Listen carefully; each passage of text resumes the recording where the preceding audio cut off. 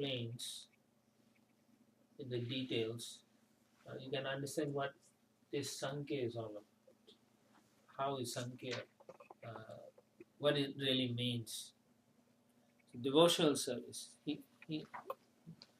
He starts off differently. Okay, so let's start verse 1, text 1. Shri Bhagavan Vacha Shri Bhagavan Vacha Athate Sampravakshami Tattvanam Lakshanam Prita Tattvanam Lakshanam Prita Yad Viditva Vimuchyeta Yad Viditva Vimuchyeta Purusha Prakritir Gunai. Purusha Prakritir Gunai. The personality of Godhead, Kapila, continued, my dear mother, now I shall describe unto you the different categories of the absolute truth, knowing which any person can be released from the influence of the modes of material nature. Now, the same thing the Lord tells to Arjuna also, right? Which chapter? Several times he says 13, 14 also, right? He said, knowing which material nature and every consciousness, you can get out liberated. So same thing here, it's a knowledge. One Prabhupada quotes Bhakti-amam abhijananti, because to understand the Supreme Lord there is no other way except through bhakti. So Kapila Muni is starting off about, before the culmination of Sankhya should be bhakti, and the center of the whole Sankhya philosophy is centered around bhakti. So that's why Srila Prabhupada is pointing this out for us. It's not that Kapila Muni doesn't know it. He understands, but he wants to show how everything is connected. Even when you are counting, right, elements, and so everything is connected to that personality of God here, the absolute truth. And he can only be understood by bhakti, essentially. And of course, Prabhupada's point is all this thing cannot be understood if you are not following in a system, and this system is the Guru Parampara system. If you don't have that guidance of the Guru Parampara, the tendency is to misunderstand this process. And this is what happens, and this is what we see in society. People don't understand the basis of what religion is, okay, like that. And then they come to their own conclusions based on their senses. And they don't understand that their senses are always misleading them. Okay, the normal society that we meet people in, they are always depending on their senses. But then we know, right, when we depend on the senses, it's going to become a difficult situation because you can't trust your own senses. It's misleading because we are subject to all kinds of illusion, and therefore the conclusion is all incorrect. And so therefore there's a danger. So this whole study of bhakti, as Srila Prabhupada mentions, has to come through the devotees who are purified in that process, devotional bhakti service like that. So therefore he says, Bhakti-amam abhijananti. And then when you approach him through bhakti, then you get the ability to enter into the kingdom of God. Otherwise, it's not possible. So here, Sankhya philosophy that Kapila Muni is talking is actually devotional service in Sankhya. Like that. Yeah.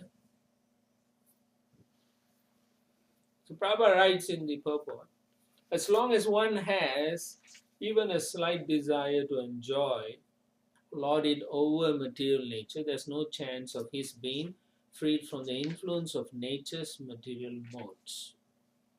Okay? So all of us, we have to see how much we are, like I said in the beginning, how much we develop this emotion to love the Supreme Lord. If you don't have that, and our emotions are always in our material existence, then we are not going to be able to be free from the influence of the material nature.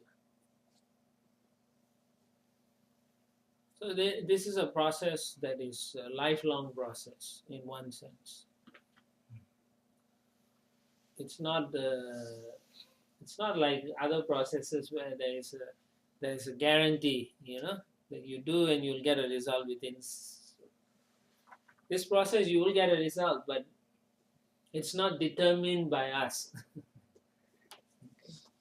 It's determined by the Supreme Lord, who is very merciful, but he wants us to actually give up our attraction to the material nature. Okay. So this next few verses discusses all these things.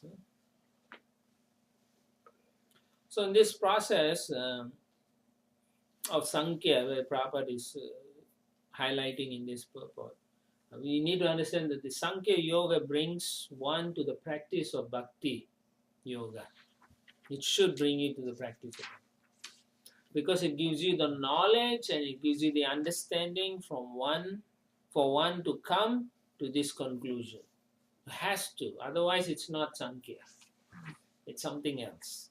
Okay? So, Bhagavad Gita, Prabhupada, right? Sankhya is like finding the root of the tree. Yes. And Bhakti is watering the root. Yes. And then you water the root of the tree. Yeah. So in the same way, this whole thing, the Sankhya, is to understand that the personality behind this whole thing is Krishna. And then what is the connection between us and him is he's waiting for us to come to him. Knowledge from Sankhya will enable one to know oneself as the spirit soul. That's also Sankhya.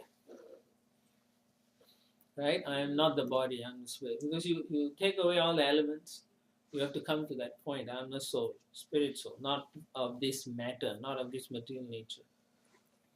Okay. And then we can understand that we are not this body, we are not of this nature, then you become easily detached. That is jnana. So jnana and vairagya must be used in the service of Krishna, otherwise it's useless. This knowledge that you gain through the activities of devotional service or sadhana bhakti will give you renunciation automatically. Right? First canto, remember? The verses. Jnanam jaya ahetukam, right? Huh? Vasudeva Bhagavad. Bhakti yoga prayojita. Janati ashu vairagyam. That has to be used in the service of Krishna. Otherwise, your jnana and your vairagya practices are useless. Okay. The culmination of those things. But actually, the verse says, by practicing bhakti, you'll get jnana and vairagya automatically. But if you're cultivating jnana and vairagya without bhakti, then it's useless. That's what it is. And this jnana and vairagya is meant for what purposes? To be not attached to the material nature. That is what it is. Which means dehapatya kalatra deshu. Remember? Yeah. So all these things you cannot have attachment. Infallible souls. Okay. So one has to learn to give up that. In the proper mood, text 2. Jnanam nishreya shartaya purushashyatma darshanam yat ahurvarnaye tatte hridaya granthi vedanam. Prabhu, you were saying something about detachment, right? So especially when kids are very small, the very important factor is affection, like parents give. So how can one give affection along with being detached? Like, Well, it's not like you're detached from doing service to your children. It's not like you're detached from having an affection. It's that you see them as a Krishna's part and parcel. part and parcel servants of Krishna, and that is your service, to make them devotees. That's your so-called duty. Yeah. But they don't belong to you. That's the difficult part. So what does they don't belong to me means I cannot manipulate them for my selfish purposes. Which is what most parents do, no? They just take them as they belong to me, they are mine, but they don't belong to you. They're not for you to enjoy, actually. And we don't see that. We get covered over, we think it's mine, it's my child, my extensions. But that is due to false ego, which we also understand why or how it comes about. Translation, right? Knowledge is the ultimate perfection of self-realization. I shall explain that knowledge unto you, by which the knots of attachment to the material world are cut. So here he is telling his mother what knowledge she needs to cultivate. So that she doesn't get attached to them, because that's what she wants. Basically, she's not saying, I want to stick around here. She's right. Devotee wants to get out of this thing. She's a very intelligent person, very advanced person, because she really doesn't want anything to do with the material, but she wants to understand what she needs to do to be dissociating with the material nature. So he's now telling her, what is this knowledge? This is the transcendental knowledge he's going to give her. So Prabhupada writes, or you can see in the, let's see,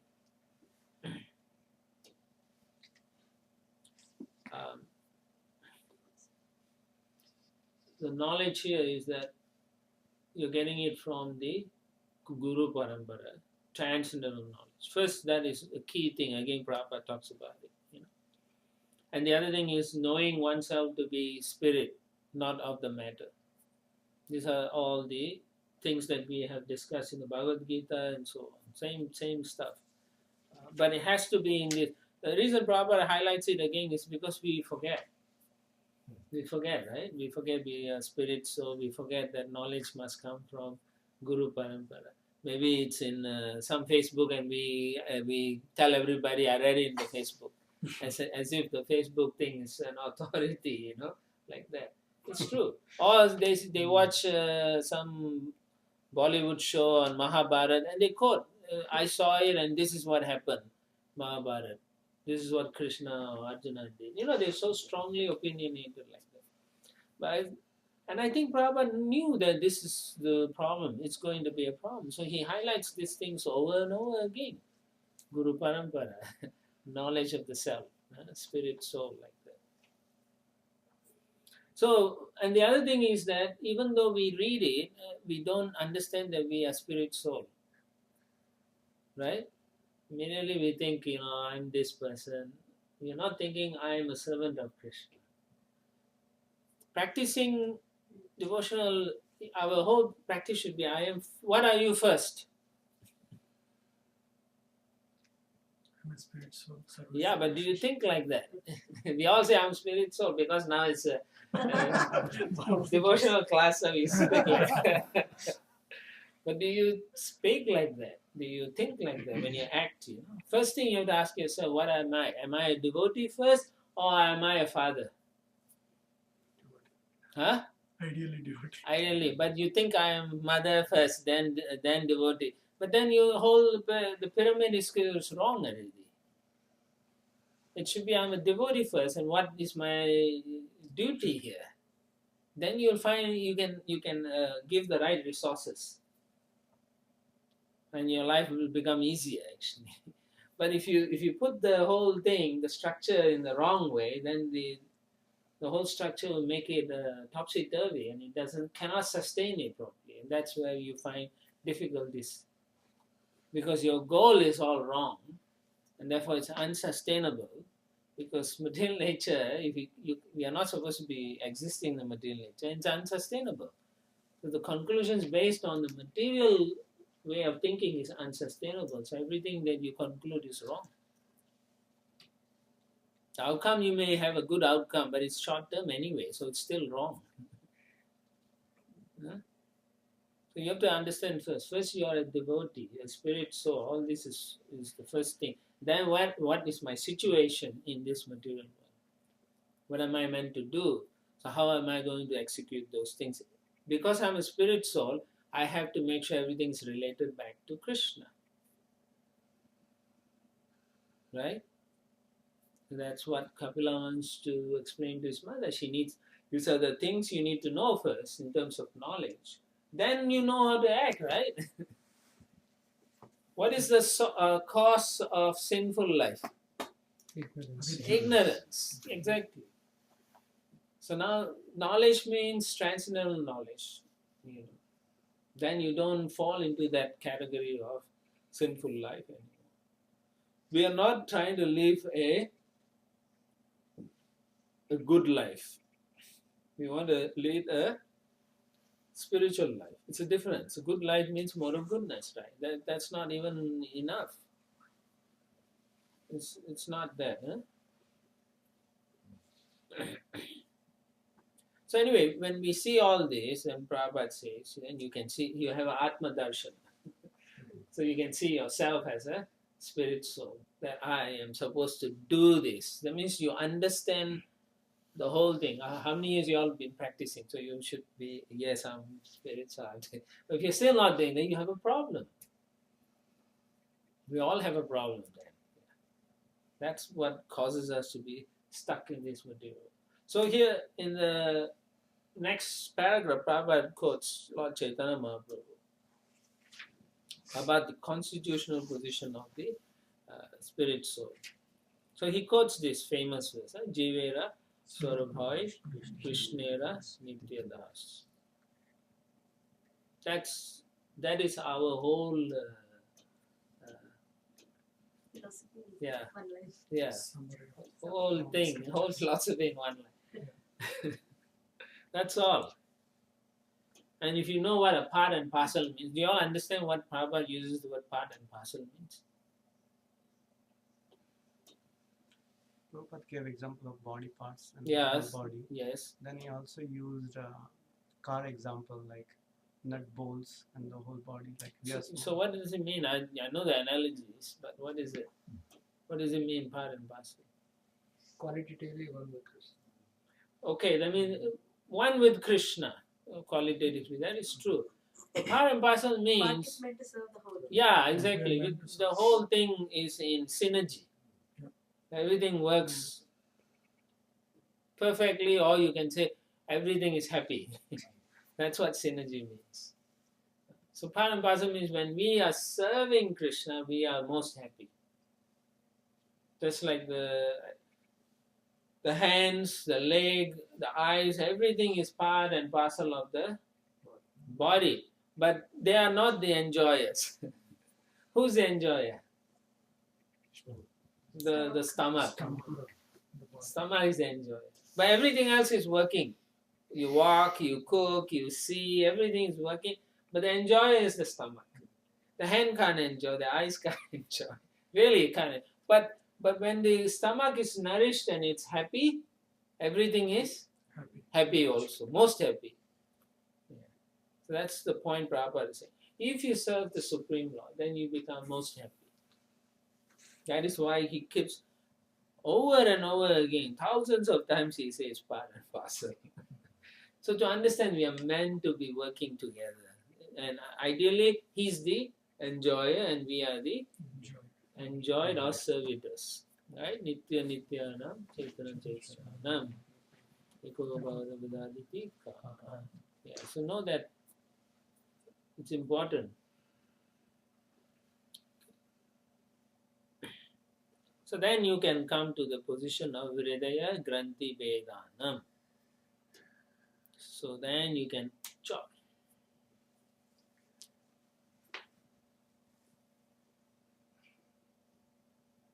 Then you can. This knot is in the heart or is it in the mind? Typically, all of our behavior is in the mind.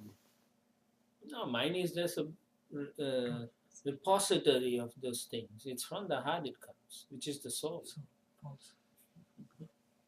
False ego. Prabhupada says that due to false ego, false identification. False ego. So someone was asking false ego. False ego is created at a time of sarga, not visarga. The Lord creates it. But it's due to the jiva's desire to enjoy. When the jiva decides not to serve the Lord, then this is a false. For him, it's not his real identity. It's a false. And therefore, the Lord creates a false ego that covers everything in the creation. And so that is created at the time when the Lord glances at the Pradhan. Pradhan is the, which is what he's going to talk about. Kapilas will come to that and then we'll touch more on that. So when he glances at the Pradhan, then when the Jiva together with Kala Shakti, time, you need time, otherwise things cannot progress. So everything that is unmanifested in the Pradhan has those things, but it is unmanifested. So they become manifested. So a portion of that Mahatattva is transformed into false ego. And that false ego is given to all aspects of creation, beginning with our senses. All our senses have some false ego. So that is the only way you can identify with the body. That's the only way you can attempt to enjoy the material nature. Otherwise we can't.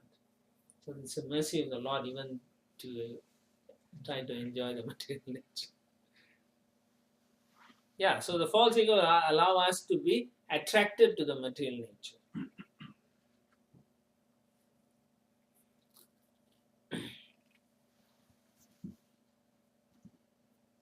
So when you understand that, when one can cut the knot of attachment to the material world, Prabhupada writes, his understanding is called knowledge. Okay, that is what knowledge is. When one can cut the knot of attachment to his material world, his understanding is called knowledge. And then Prabhupada continues, right? Atma Darshana means to see oneself by knowledge. Therefore, when one is freed from the false ego, by the cultivation of real knowledge, he sees himself, and that is the ultimate necessity of human life.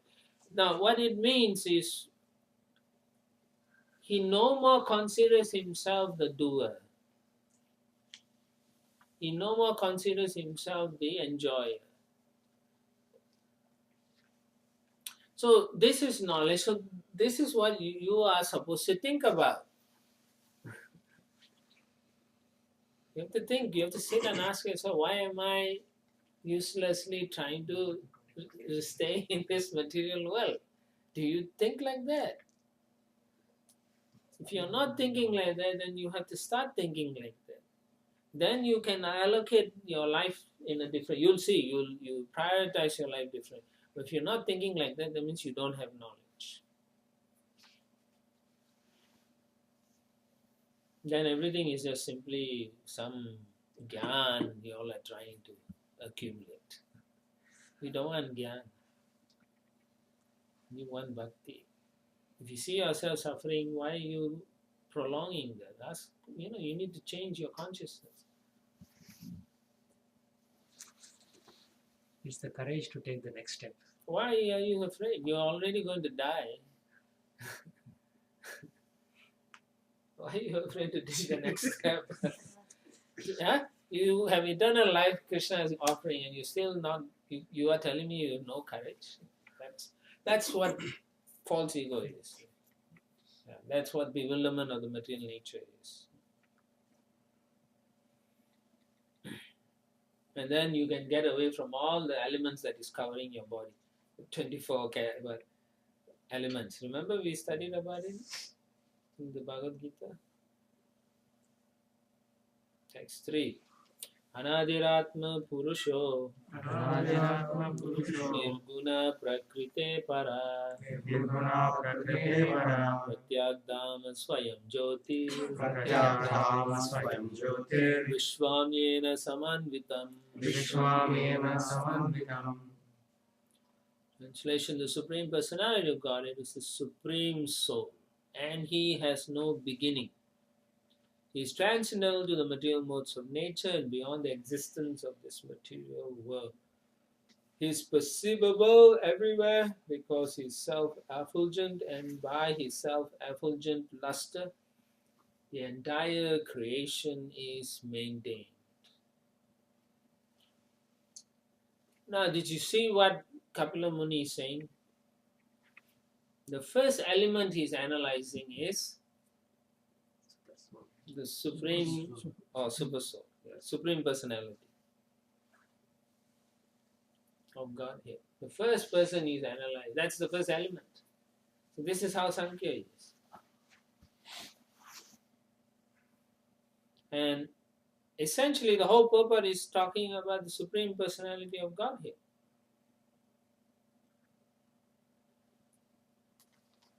Who is he? How that he is a person also. Prabhupada describes that. Okay? Because that's what he says, Anadir Atma Purusho. That means he's a person. This person who is unborn, Anadi. Remember in the Brahma Samhita also? Nadiradi Govinda. He's a person. He's not someone who was born like us, materially. No, he was always existing. Never was there a time I never exist. No, you know all these kings in this battlefield. Huh? So anyway, Anadi, beginningless. That's a description of. And remember, Purusha, Puranaha. Even in Bhagavad Gita, he explains. So he gives so many times, he makes himself, these are knowledge, these are important things to understand, who this person is. First you know and understand his magnificence, his greatness. And then it's easy to surrender because you're nobody. Right? That's why you be reading about all these things. He's magnificent, full of opulence, everything he has. Who like the Americans would say, who the hell are you? Right? So the same thing. Unless you come to the conclusion, I'm nobody, then you cannot surrender, you cannot perform Bhakti Yoga. Then otherwise you will be a sentimentalist, I'm telling you now. And our whole thing is not sentimental thing. If you are sentimental I mean there is sentiment, but the sentiment must be properly cultivated.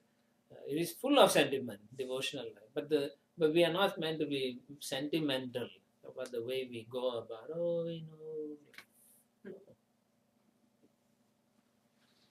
Otherwise, your life will be sentimental only. You're not really executing bhakti properly. Okay?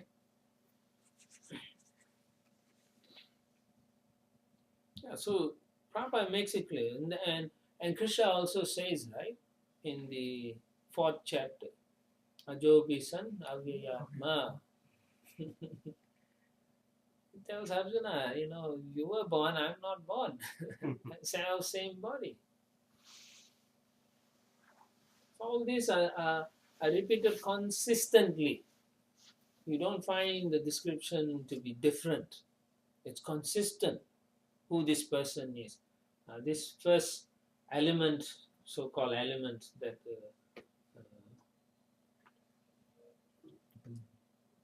Kapila Dev is talking about. Now I was just wondering what kind of verse that was, then I realized you were missing fonts. Yeah, I was trying to download that. Okay. No, there's a few different fonts. In the next paragraph, you see,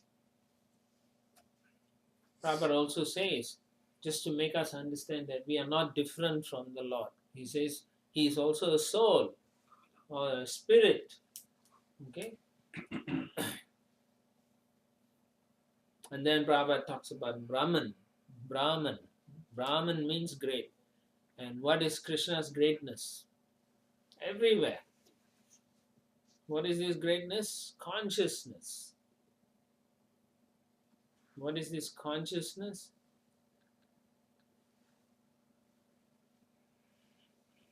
It is spread all over the body. And what is that verse? Prabhupada Pratishtha. Huh? Prabhupada Pratishtha. Pratishtha? No, 13th So chapter. that's Sarvamidam Kalokam. No. The consciousness. No, 13th Chapter 2. Oh, What is that? Avinasi minus sarvamidam tatam. tu tad vidyayena sarvam idam tatam. Yeah. He makes it very clear. This is a consciousness. So Prabhupada says we have personal experience. That we have consciousness all over our body. How do you know that? That you have consciousness all over your body? You can know the pains and pleasures of your body. You can know the pains and pleasures, right? You can pull a hair and then you can feel it at that point. So that means you're conscious of it. So we are only conscious of one body. But the Supreme Lord is conscious of every living entity, everywhere. Therefore, Prabhupada says he is super conscious.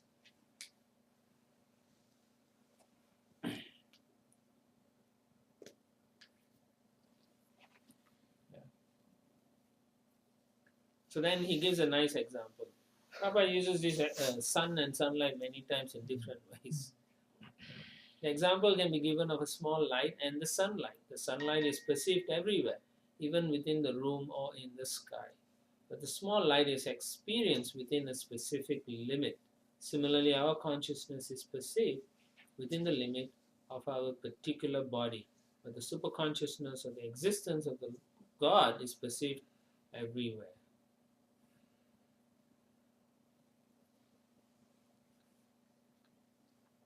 And then the paragraph after Prabhupada says the existence of consciousness everywhere is not temporary. What is this? It is without beginning. Because it is without beginning, it is without end. Interesting. Eh?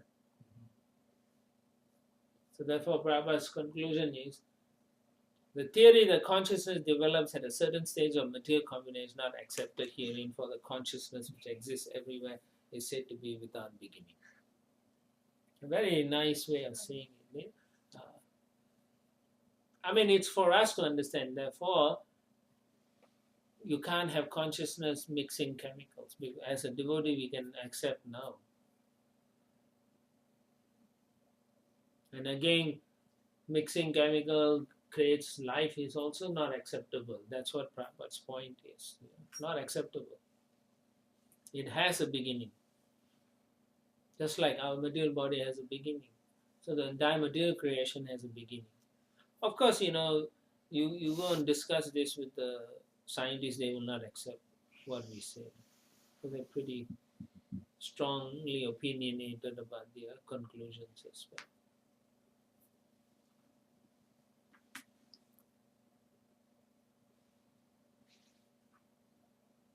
So towards the middle, Prabhupada writes the modes of material nature in the next paragraph after that.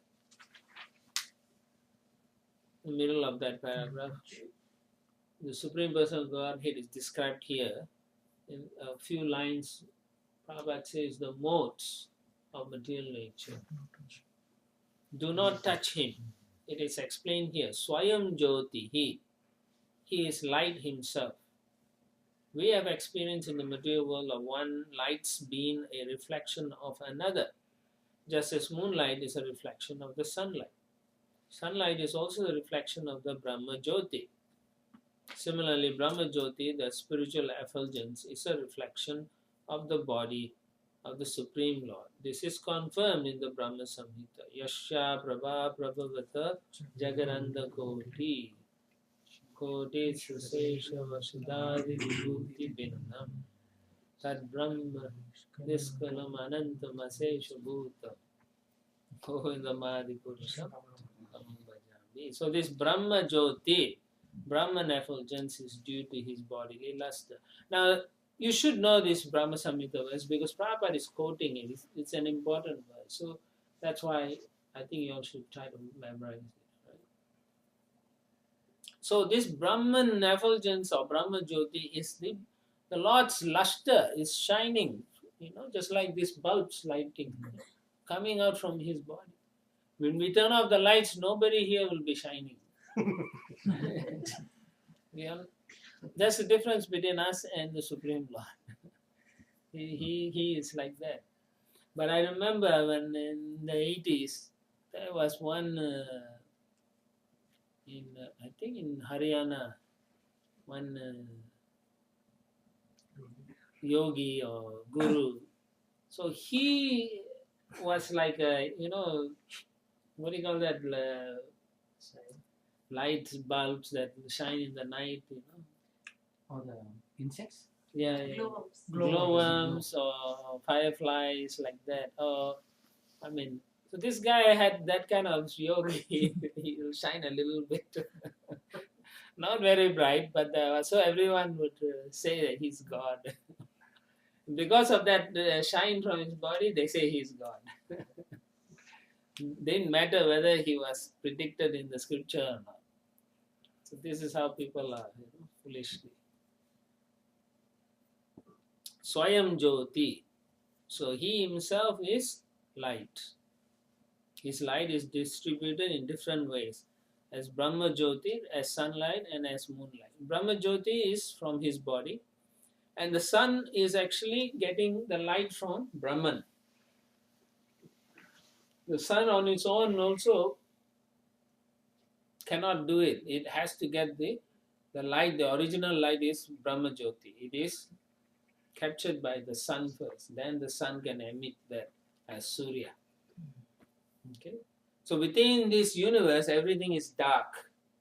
But outside the universe is Brahman. You see the chart is light, is everywhere.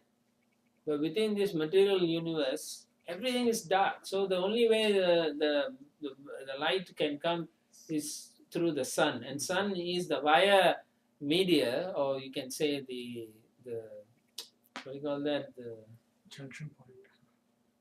The gate. Yeah, gate of light. The gate where it allows Brahma Jyoti to come through it. So that is Surya. Stargate. That's what it is. Portal. It's a portal. That's right. So that's how the Brahman effulgence comes through the sun. It's amazing. Prabhupada is explaining here. Huh? And then the moon captures the light of the sun and then it reflects. Okay? So there's only a few objects within this universe that self-illuminating, coming from the sun. The stars also, right, Prabhu? Stars are different fiery objects, but they are not sun. There's only one sun in a universe, okay? Yeah. But from materialist point of view, they see the sun planet as the same as the other stars, which are fiery. They are all fire planets. They are not sun. Yeah. They're fire. They have some fire, yes. So therefore it is said here, Swayam Jyoti, he himself is light. Bhagavad Gita confirms that in the spiritual world there is no need of sunlight, moonlight or electricity. This is in the spiritual world. Everything is self-effulgent. So this self-illumination also contradicts the theory that the spirit soul or the spiritual consciousness develops at a certain point in material combination. The term Swayam Jyoti indicates that there is no tinge of anything material or any material reaction. So again, the understanding of the words Prabhupada is trying to make us realize. It's all spiritual terminologies. It's got nothing to do with material things.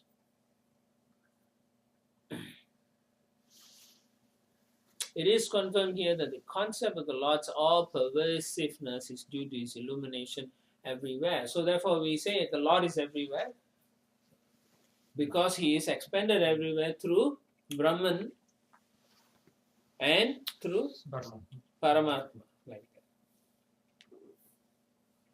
We have experienced that the sun is situated in one place, but the sunlight is diffused all around for millions and millions of miles.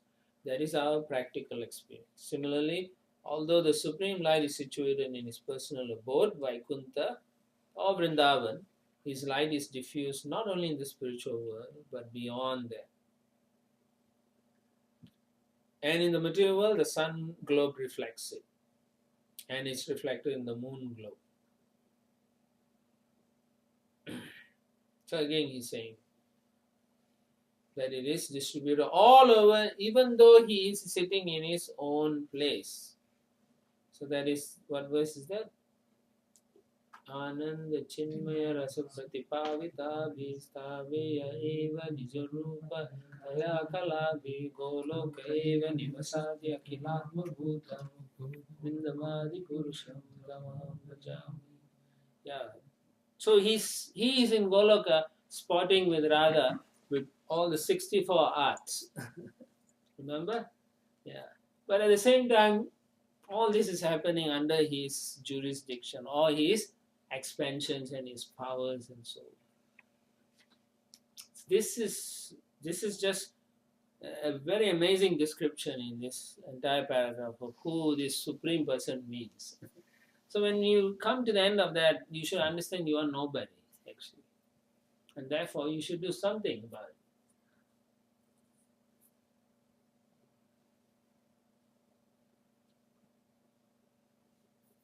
All right, so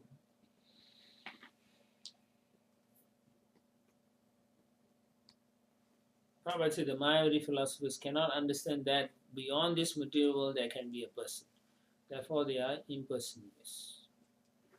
That is their problem. Huh? They only see the material realm and that's about it. They cannot understand that there can be a person in a spiritual realm. Text 4. Saisa prakritim shukshmam Daivim gunamayim vibhu Yadrichayaivopagatam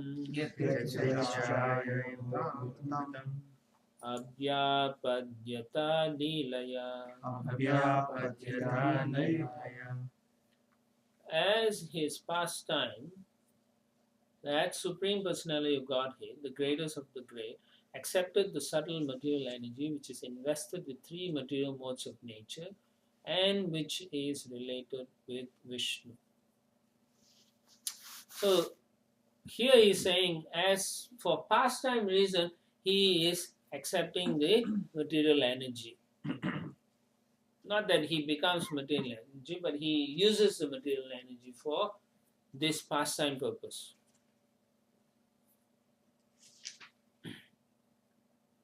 So Guna Mayim is very significant. Devi means the energy of the Supreme Personality of Godhead. And Guna Mayim means invested with the three modes of material nature. Guna, the three goodness. So what's his role? Its role is to act as a covering. Papa writes, the energy emanated from the Supreme Person of Godhead manifests in two ways, as an emanation from the Supreme Lord and as a covering of the Lord's face. Got that? In Bhagavad Gita, it is said that because the whole world is illusioned by the three modes of material nature, the common conditioned soul being covered by such energy cannot see the Supreme Personality of Godhead. So then he gives the example of the cloud. All of a sudden, there may be a big cloud in the sky. This cloud is perceived in two ways. To the sun, the cloud is a creation of its energy, right? Because the sun dries up the water and becomes a cloud. But to the ordinary common man in the conditioned state, it is covering to the eyes. So the cloud is covering the sun. Because of the cloud, the sun cannot be seen. It is not that the sun is actually covered by the cloud. Only the vision of the ordinary being is covered. Similarly, although Maya cannot cover the Supreme Lord, who is beyond Maya, the material energy covers the ordinary living entities. So therefore, we are conditioned because we can't see the Lord. We are covered by the material energy. And then he gives, remember the first canto, when Vyasadeva was meditating, then he sees Lord and his energy. Lord and his energy. And he is like, wow, he can understand. So Prabhupada quotes that to show, to actually to prove to us that the material energy is also separated from the Lord. But the material energy was always behind the Lord, not covering him. So that is a proof again that she is subservient to the Supreme Lord. So Prabhupada says, he gives the example of the darkness. Darkness cannot cover the sun. Nobody has seen darkness covering the sun. You can see a cloud covering the sun from our point of view, but darkness cannot cover. Darkness is only found in place where there is like a cave, there's no light can enter. Then there is darkness. So say similarly, the covering capacity of the material energy is limited and cannot act on the Supreme Personality of Godhead, who is therefore called Vibhu. As the appearance of a cloud is accepted by the sun, so the appearance of the material energy at a certain interval is accepted by the Lord. Although his material energy is utilized to create the material world, this does not mean that he is covered by that energy.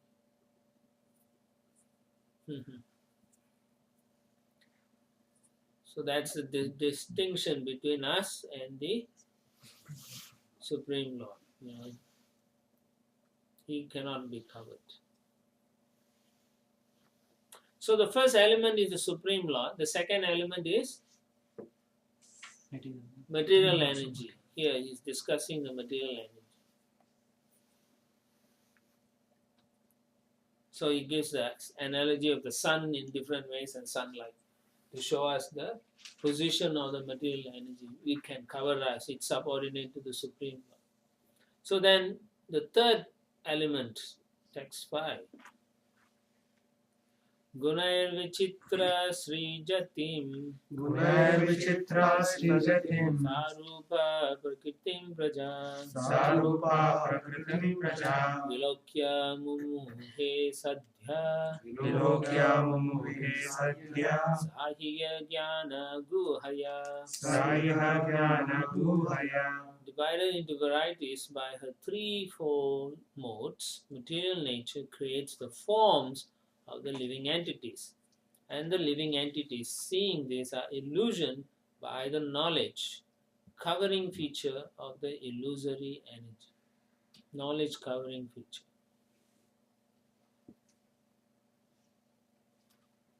So you can see material nature has this ability. Actually, Chaitanya Mahaprabhu says it's avaranadmika shakti and prashapadmika shakti. It covers and it bewilders. First, it makes you think everything is okay. And the other thing is it makes you forget that you are not the body.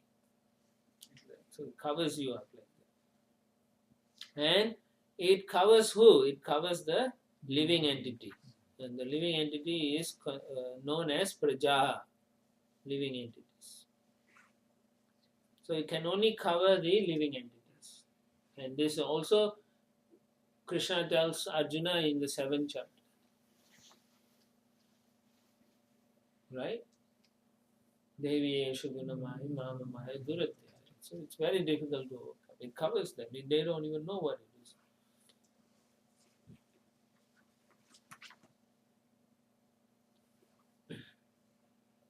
He also says, Ye Chayaka Satvika Bhava Rajasas Tamasas Chaye Matte Vite Tan Vidhi Natu Aham Te Sute Mai.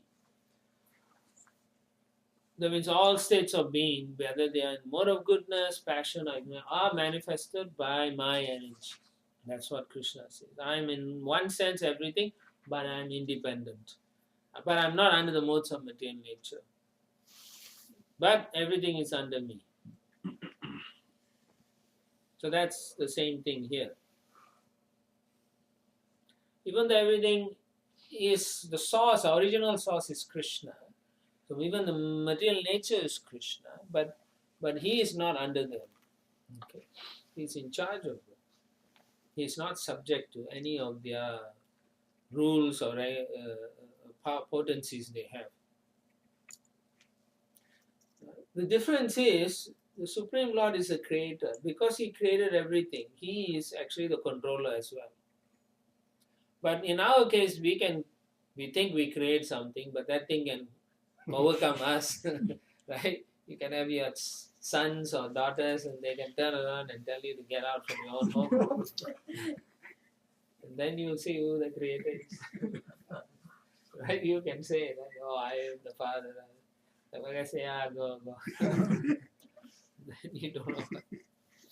But here, exactly who the Lord is, Prabhupada makes it clear. The Lord is the father of all living entities because he impregnates material energy with the conditioned soul. How does he do that? He does it by his glancing potency. He doesn't touch the material energy, but he glances. And that glancing potency is where Shambhu or Lord Shiva takes the living entities with Kala Shakti coming in also. There has to be all of them. There's a few other energies also there at the same time. But they happen so amazingly that the creation starts. Otherwise, Pradhan is inanimate. It has nothing to do. It's waiting for customers to do its service. It can only do service when there's jiva to interact with the material nature. So we are the ones who are actually Giving the job to. Yeah, we are the one who's causing our own suffering actually. Yes, that's the bottom line is we are the ones who are causing our own. Otherwise, a Pradhan can't act if you do not interact. Okay? And then the material energy gives, according to your karma, different types of bodies. Right? Sadasadyo risu janmasu karanam guna sangasya. Right? Bhunte prakriti story.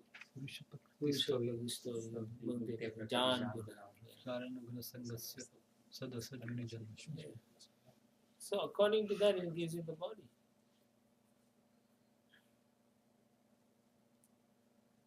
But it doesn't affect Krishna, doesn't affect Mahavishnu, right? He just in his yoga nidra. But he's smiling because we want to be separate from him. So then in the next paragraph, Srila Prabhupada gives us more understanding. This world was created through the material energy of the Lord for the so-called enjoyment of such living entities. So Prabhupada says so-called enjoyment. Why is he saying so-called enjoyment? Because there is no enjoyment. Yeah, it's not real happiness actually. It's an illusion in a sense. I mean, you experience some happiness, but it's not transcendental or it is temporary. Prabhupada says a drop of water on a lotus petal. Yes. Prabhupada says, and then he continues, why this material world was created for the sufferings of the conditioned soul is a very intricate question. Yeah, that's the initial question. There is a hint in the previous verse in the word Leelaya, which means for the pastimes of the Lord. And what is this pastime? The Lord wants to rectify the enjoying temperament of the conditioned soul. So therefore, we are all trying to enjoy, and that's why we are suffering. we are enjoying in the wrong way. It is stated in the Bhagavad Gita that no one is the enjoyer but the Supreme Personality of Godhead. Which one? Which verse? 5.20. Yeah, Bhakta Yogita.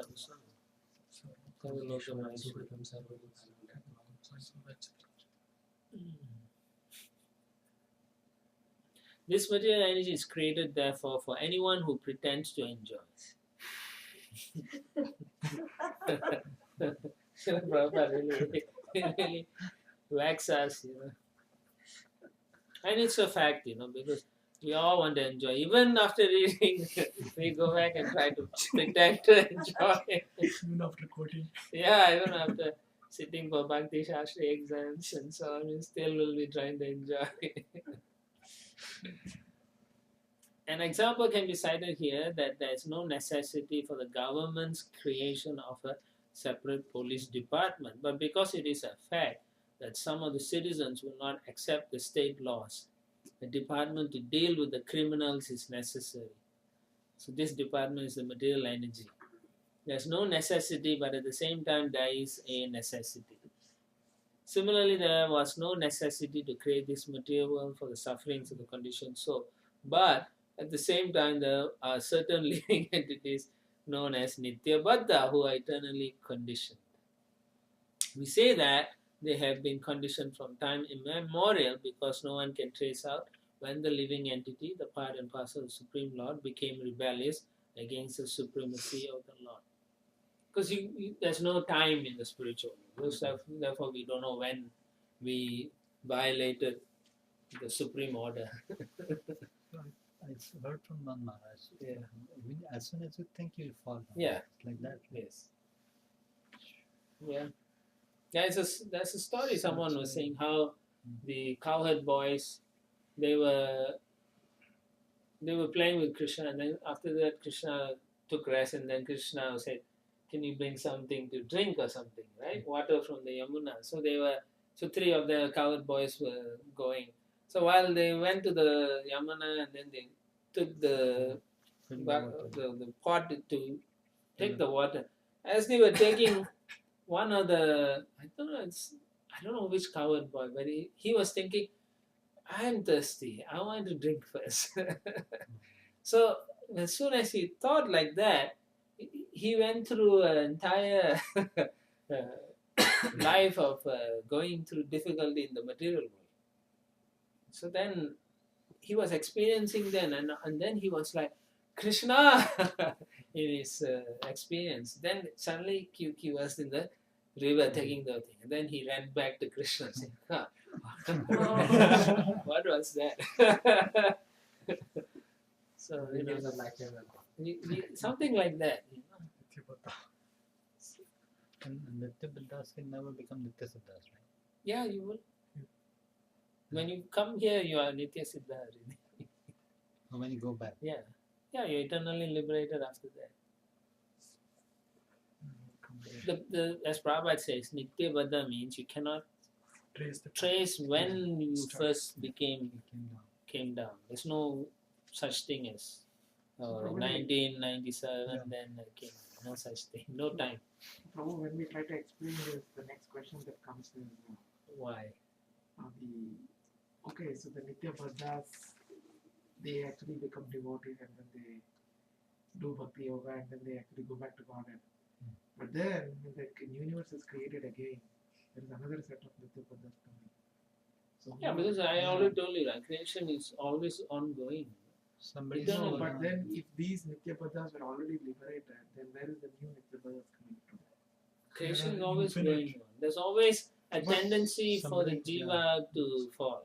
But the Jiva number is fixed, right? Although it is infinite. Who told you? Although it is infinite, it is still fixed. Ever growing. It can be. It's ever growing. No, Prabhu, actually it is fixed. But from Krishna's perspective, it is infinite. No, No, from infinite. Yeah, from Krishna's point is fixed. But it's also growing. Anandam buddhi vardhanam. So it's true, right? Krishna can make more living entities and he can withdraw also, right? Even in spiritual world. I don't know how he does all that. But all I know is that It's going on. There's always some living entity. Okay, you say so many people get liberated, but there are other living entities who are not in the level of a human being. Huh? So they will come and take over those places. So there's always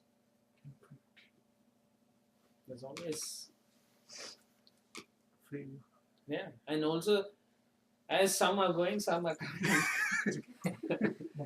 Just like I explained that story with the covered boy, I think same thing. It can happen. But the But then once they realize that they will Then not they make will. the Prabhupada mistake says no, right? no, it's right. I mean, Krishna tells Arjuna no. But then though there are those who are always in this message. Yeah, there are also those who will never fall. They never fall. There are three categories, right? Nitya Siddha. Nitya-Baddha. What is the third? What was the other one? You have one? You must be a Two Purusha. 15th chapter में दो ही तो हैं Nitya-Baddha and Siddha. That's only two categories. One is always liberated, Fallible. One can Yeah. always fall down. not fallible, but eternally liberated. But Prabhupada does say that there's a tendency to fall.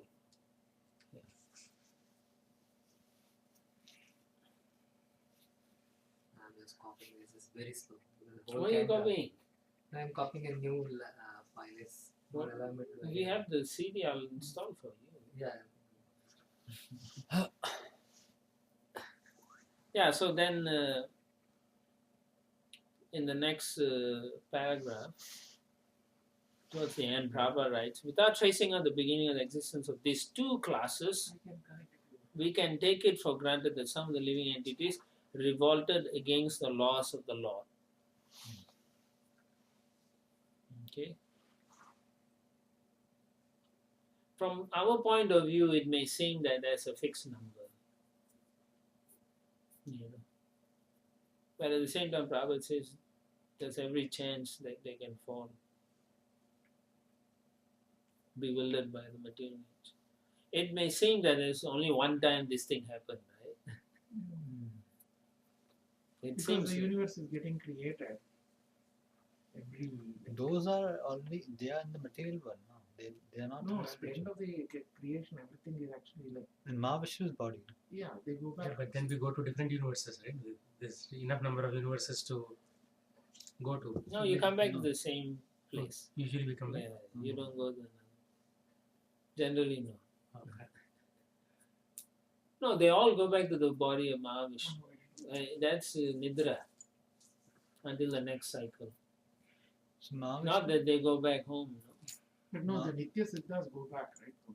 Yeah, Nitya Nityasiddhas Siddhas go are back. never- But there's very few only. No? Bahunam Janmanam Ante But that Jnanam. very few is also infinite. Nitya Siddhas, right? It has to be. No.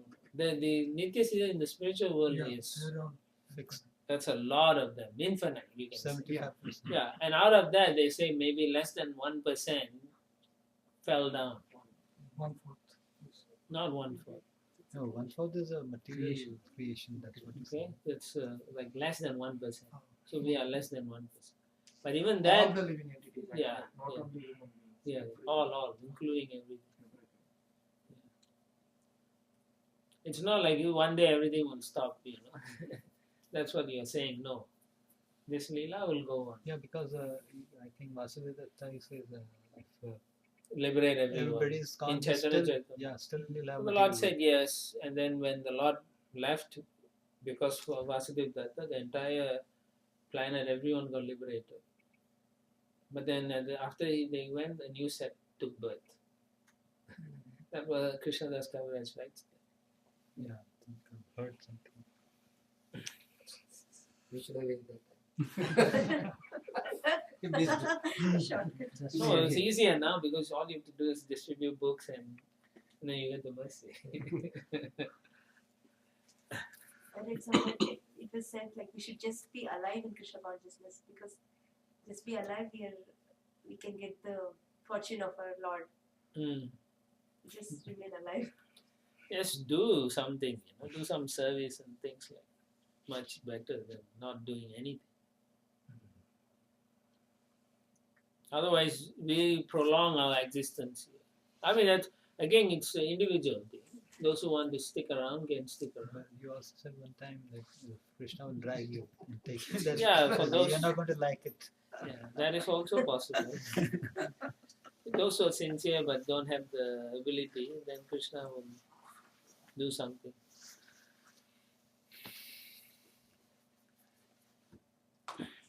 Okay, then Prabhupada continues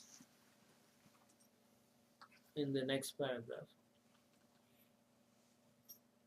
This forgetfulness of spiritual identity is present in the jivas or souls who are conditioned, being subject to be covered by the energy of material nature. Jnana guhaya is another word used. Guha means covering. Guha could also mean cave, no? Yeah. Yeah. Means darkness. So covering means in ignorance. Because the knowledge of the minute conditioned souls is covered, they are exhibited in so many species of life.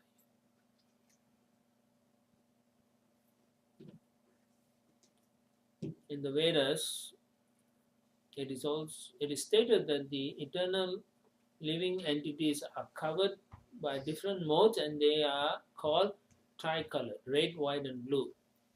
They are different modes of nature. Red is passion, white is goodness, white or yellow is goodness, blue is ignorance.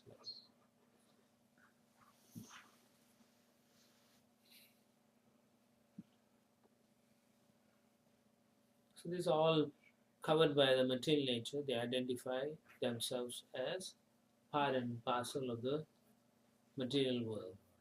Yeah, not of the spiritual, not of the supreme. Text 6.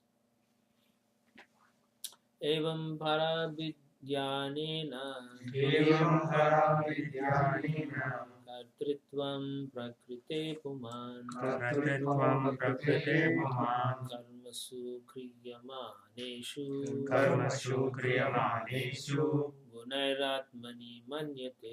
gunairatmani manyate. Because of his forgetfulness, the transcendental living entity accepts the influence of material energy as his field of activities, and thus actuated, he wrongly applies the activities to himself. Okay?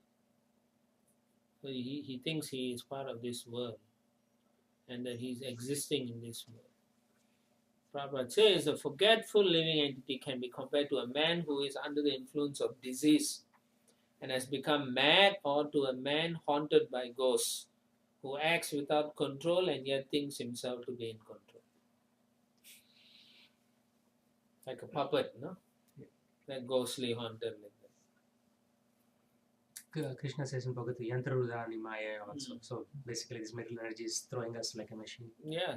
And then the next line, couple of lines. In this consciousness, whatever is done under the influence of the material energy is accepted by the conditioned soul as self-actuated. Prakriti kriya manine gunai karma sarvasa. So he's thinking he's the doer, but he's not. He should be understanding, as Prabhupada said, that he is in Krishna consciousness, but he's not. And this whole thing is because of the refusal of the jiva to serve Krishna. Soon as he refuses to serve Krishna, he is covered. That's the bottom line. So when we are now covered, we are trying to uncover, then it means to get uncovered, we have to. So Yeah, so you continue serving Krishna, and that's where the difficulty is, because we want instant results. But because our desire to lord over the material nature is strong, it takes time to give up that. And that's why in the beginning I said, how are we, Who are we first? Understand. no, how are we praying to Krishna? Where is our emotions? Do we love Krishna? Do you really love Krishna? No. I mean, we should be, but we are not. So that's where we can see where you are at. You know, why am I not even loving? You're chanting for so many years. Where's the love? So the Right. lauding tendency moves to like, this is my Bhakti Gita batch, this is my book table. The same lauding tendency. So why are you doing that? It's harming. Huh? It's actually harming. It's difficult. Because And we Because- call it dovetailing, so we are at least dovetailing it. The I mean, tendencies. there may be some good thing, but then you're not making advancements. You know that when you behave in a certain way, the people you're teaching them in the wrong way. So if you are going to lord over them, they will also lord over their sishyas. So you cannot do that. It's not ours to lord anybody. They all belong to Guru and Krishna. They are property of Guru and Krishna. Anybody who walks in your temple is a guest of Radha Nilamada, not yours. You just serve them.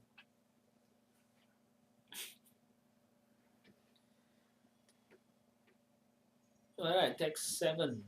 Tad asya samsritir bandha Tadasya samsritir paratantriyam cha tatkritam Bharatantrayam Satkritam bhavati akartur ishasya Bhavati Akraturisasya shakshino nirvrittatmanaha.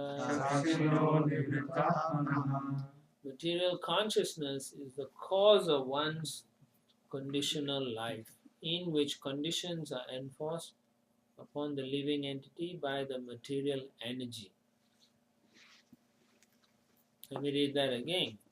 Material consciousness is the cause of one's conditional life, in which conditions are enforced upon the living entity by the material energy. Although the spirit soul does not do anything and is transcendental to such activities, he is thus affected by conditional life. You understand? Why does it say that he doesn't do anything? Spirit Because he doesn't do it. So whatever He only desires the actions are carried out by the the material nature and so on. But he's identifying with the body and so on, therefore he becomes conditioned. So we Just desire, desire, Lord but facilitates, and material modes immediately act. But the material modes is the one which is making the soul to act, right? because we identify the No, body. you Soul desire desires, first. we desire, the soul desires, Soul desires. and the Lord sanctions. And the material modes facilitates. Yes. But then it is the soul which is actually like under the influence of the modes Yeah. is acting. No, it's not acting. It's desiring more. Because I can understand that in 13th chapter also it was like that. The Prabhu was explaining to you one time. Soul never acts. I was not understanding that. But now you know. I think I Yeah. got a little bit. You desire and then Yeah. everything acts. Okay. Yeah. Everything acts. And then you think you are doing it, but you're not actually doing it. Okay. Modes You of understand? natural nature. Less like your hand moving and you're thinking, you identify with this activities due to the false ego. So you're thinking you are doing, but you're not. Everything is acting through your desires. In the 13th chapter also Prabhupada says that the soul is tossed in the waves of material modes. Thus it enjoys. Thus it thinks it enjoys. Yeah, it doesn't. So it's all through the senses. He's perceiving so-called enjoyment, but he's not really the person who's doing it. And enjoy. The modes, which The is modes are actually doing it. The demigods are doing it. Like that. Chapter 5. So is the soul feeling the enjoyment or not? Hmm? Is the soul feeling? You get some little bit, like you scratch something, you feel good, right? That can enjoy. No, yeah, that's But it's okay. all due to desire, right? It's based on desire. By the influence But of that false is still through the senses. It is through the Yeah, senses. too. And the senses are all part of the material nature. Material nature. Yes. So soul is actually Satchidananda, but his identification with this body, Which is causing him material. suffering, which is material, is going through that suffering. Yeah, The but feeling that's of what it's the whole thing, happiness. right? He's Yeah. thinking he is enjoying. Prabhupada wrote in So then the Prabhupada writes in the purport, the Mayavadi philosopher who does not differentiate between the Supreme Spirit and the individual spirit says that the conditional existence of the living entity is his Leela or pastime. But the word pastime implies employment in the activities of the Lord. So therefore you cannot use it for the jivas. The Mayavadis misuse the word and say that even if the living entity has become a stool-eating hog, he is also enjoying his pastimes. This is a most dangerous interpretation. Because if the Lord is the Supreme Personality of Godhead, right? How can He be enjoying eating stool like that? Such a nonsense philosophy. So Prabhupada says such pastimes, he is actually maintaining the living entities. His pastimes are transcendental to any material activities. That means the Lord is transcendental. He is not covered by the material nature. So therefore, the Mayavadi's interpretation is really bad. Such pastimes, the Lord cannot be dragged to the level of the conditional activities or living entities. The difference is the living entities are captive in the hands of the material nature. They are forced to do these things.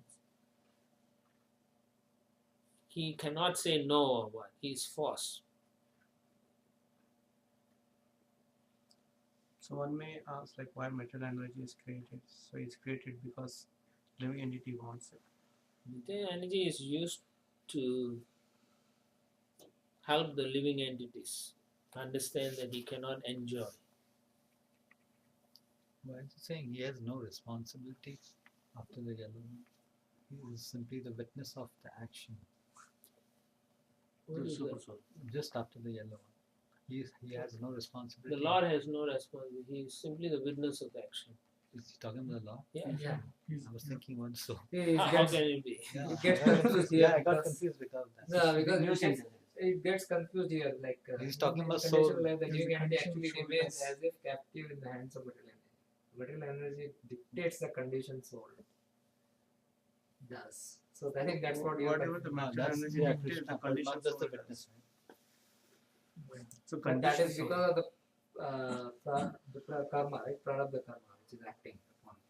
So whatever the material energy dictates, the condition soul does. But it's actually not the soul which is doing it. It's the jiva actually, this one. Whatever the Conditioned material soul. energy dictates, the conditioned soul does. Conditioned soul has no responsibility. He is simply the witness of the action. Because he is not doing anything. He is just going through Oh it. yeah, that's what. So here that he is actually not the Lord. No, It's it's the jiva. soul. It's It's the jiva. soul. He is forced to act in a way due to his offense with the That's the relationship with Krishna. That's But then it gets into the cycle of desire. That's the once it does. yeah, it all starts with desiring to be independent of the Lord. And then he has to suffer the consequences. Yeah, he's saying such a strong statement. Prabhupada. But if a living entity simply understands that his constitutional position is to serve Krishna and he tries to act on this principle, then however conditioned he may be, the influence of Maya immediately vanishes. Yeah. So, but the point is, are you ready to act for the Supreme Lord? If whatever you do in your life is for Krishna, even your daily activities, you're thinking, I'm doing it for the Lord's pleasure, then it becomes transcendental. Then material energy cannot touch you. But one can theoretically just think like that without. Theoretically, that's what most people do, right? We all theoretically say it, but then practically we can't practice it. Because you're not at that level, because you are still not performing devotional service properly. Probably not started yet. Oh, okay, so you say you're not started devotional service, then what you doing? It's real devotional service. I think the third canto itself it says, no? Until you. It was something that you don't start pure devotional service until there's some something they explain. in the Yeah, third I canto. mean So you cannot do devotional service until you finish all your material things. it's there in the third canto. No, no? even in Bhagavad Gita says that. Tesham Desam tu antagata papam. So which means right now we are doing something that looks like sadhana bhakti, going through the Very processes, but It's not the actual thing. it's Well, not the actual thing. you are trying to do sadhana bhakti. Trying to, yes. Yeah, you have to perfect your sadhana bhakti. And when you stop creating karma, then you are being liberated. You have to come to the Brahma Bhuta Yeah, platform. that's the thing. That's when you start. That's when you actually do devotional service. That means no more affected by the material nature. Yeah.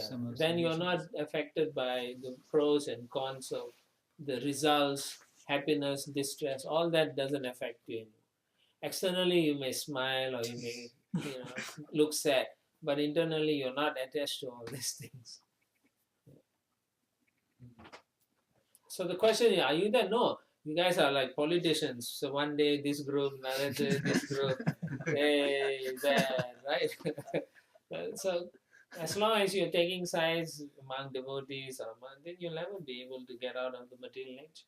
This is also Mayadevi's trick. Don't blame it on Maya Devi.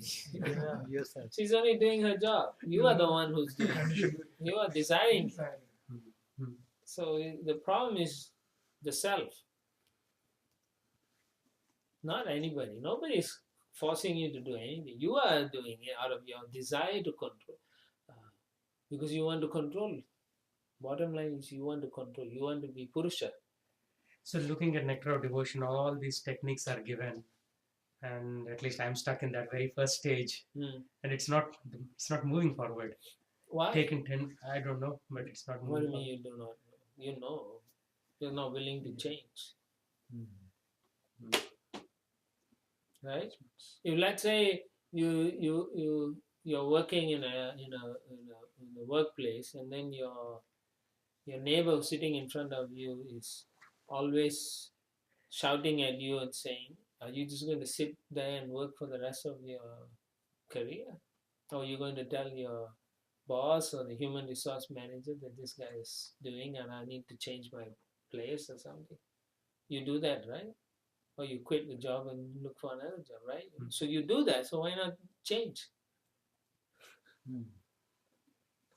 Right? We will change for material reasons, but for spiritual reasons, when I'm old, I'll do. Already old. Precisely. So how long you are thinking like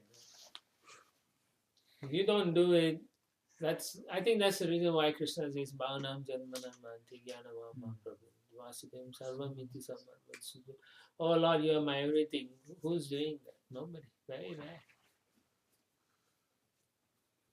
Very rare. Very rare. That means the person got sufficient knowledge. Jnanamam Mam Prabhu. Then he surrenders. When he understands. Now at the moment we are just trying to somehow understand, but we are not in knowledge because we are not doing it. Knowledge means both practical and relative. Yeah, so we don't know. We don't know actually. Even if you say you memorize 1,000,000 verses, but if we cannot surrender, what's the point? But therefore it takes time. So this life you may do 1%, so maybe 100 lives, then you'll do 100%. No, I mean it's a fact, If you think about it, that's where we are heading for. Huh? 100 times it will be bhakti sastra. Possible? No, we will start very well. Still you don't get bhakti sastra. It's possible. Oh, bhakti Vaibhav, bhakti Vaibhav. That's difficult. Huh? It's not a question of Shastri or Vaibhav, right? Is change coming in, right? Change is not Yeah, coming if in. change don't come, you cannot. That's why you take 100 life or 1,000 life. You may be a devotee every life, but if you're not making the advancement to, change your heart to love Krishna. Yeah, the knot is very hard actually. Initially there was some progress and then it's, at least for me, it is No, just... because you're not putting the effort to change. You're blaming other things. No, You're I understand, yeah. So it is easy blaming to... all the external factors. Blaming your family, you never say, I am the fault. Right? So far you haven't said that. No, I haven't said. You're only saying the not, the material nature. You've never said, Prabhu, I don't want to do this. He's talking material modes are active. Yeah. He's forced to do. He's forced. It's forced by the material nature. So, you can't talk like that. At the end, last paragraph, Prabhupada writes, one has to be serious to cure this condition of material existence. Get that? This is for you. One has to be serious to cure this condition of material existence and transfer himself to Krishna consciousness. Thus, his long suffering may be mitigated without difficulty. In summary, the suffering of the conditioned soul is due to his attachment to material nature. This attachment should thus be transferred from matter to Krishna. It's us. It's nobody's fault.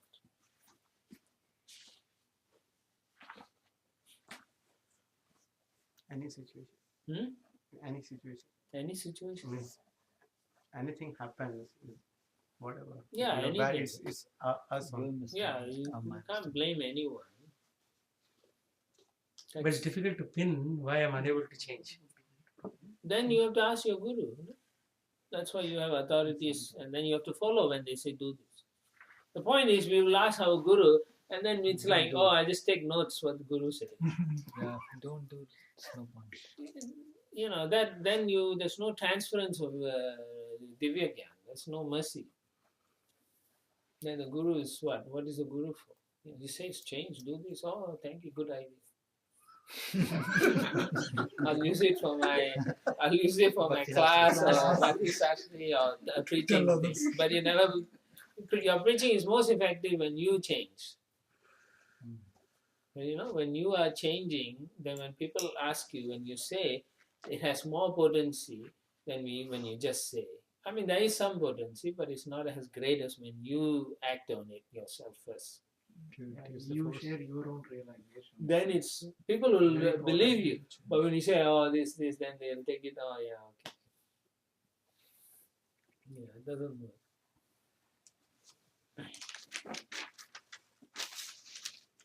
All right, so text 8. Karya karanam kartritve karanam prakritim vidu bhaktritve sukha dukhanam purusham prakrite param. The cause of the conditioned soul's material body and senses, and the senses presiding deities, the demigods, is the material nature. This is understood by learned men. The feelings of happiness and distress of the soul, who is transcendental by nature, are caused by the spirit soul himself. So remember, he's talking to Devahuti, And generally the woman is considered not so smart, but she's already understanding this thing. We have to go through like half an hour just to know what it means. 13th chapter. Very similar, no? So Krishna says he comes in his own body, right? When he descends in this material world. Whereas when we come, we are forced to take birth. Krishna is not forced. He comes by his own free will, sweet will. There's no something. He comes because it's a leela for his pastime purposes. But in our case, no, we have no free choice. Whatever body is given, we wear and come. We cannot go there and say, I like this body better. No. Here, take, wear, get out. So we take out, put in, zip everything, and then jump. That's our existence. So look at yourself in the mirror, and then you ask yourself, why I asked for this body? Because you asked for it, and the material nature supplied. Past karma, future, so many. About to prarabdha, all those things, acting. So it's like that. It's not our choice. So then when we rub our hands on a cold day, it feels good. That's how our enjoyment is. Oh, it feels good. Or 5 minutes, some comedy, 50, laugh, haha, that's it. Happiness. Finish. So that means you're not happy at all. Right? You're only happy in short spurts. Continuously you're unhappy, which you don't know. You're so conditioned to be unhappy. Yeah, you're conditioned to be unhappy or in distress all the time.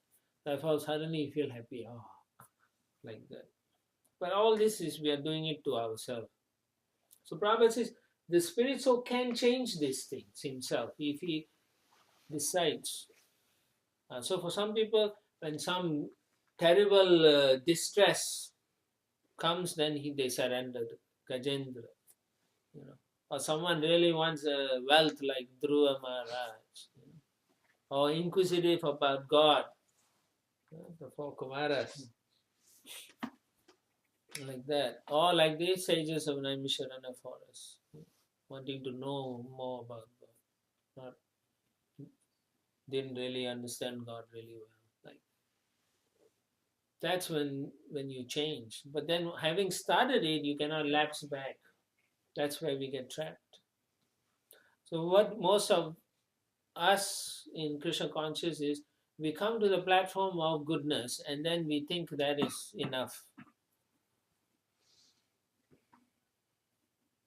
That's just sattva guna. But we are supposed to rise above. We Vishuddha sattva, or Vasudeva sattva. We are supposed to rise to that platform. Transcendental. So what are we doing about it? What are we doing? We are not doing anything. Therefore we suffer. Prabhupada writes towards the end of the paragraph, when he wants to engage in Krishna consciousness, a suitable body is offered to him by the internal potency, the spiritual energy of the Lord. When he wants to satisfy his senses, a material body is offered. So in this life, as you are a devotee, the more you do for devotional thing, then you are guaranteed of a spiritual body. The more you do for your own sensual thing, then you are guaranteed a material body. Right? So you have to see what you want. So therefore Prabhupada says that thus it is his free choice. Our free choice is only one thing. Serve Krishna or don't serve Krishna. That's it. Whatever you do in life, this is the fundamental principle. But fundamentally, devotees are doing whatever is required of sadhana bhakti. How do you know? Like number of rounds or... Yeah, but that's again, when you're chanting, are you chanting for Krishna or are you chanting just to finish the number? The quality also. Yeah, that's my point. What are you chanting? Are you chanting for Krishna? Are you crying to... We don't do that properly. You know, in one sense,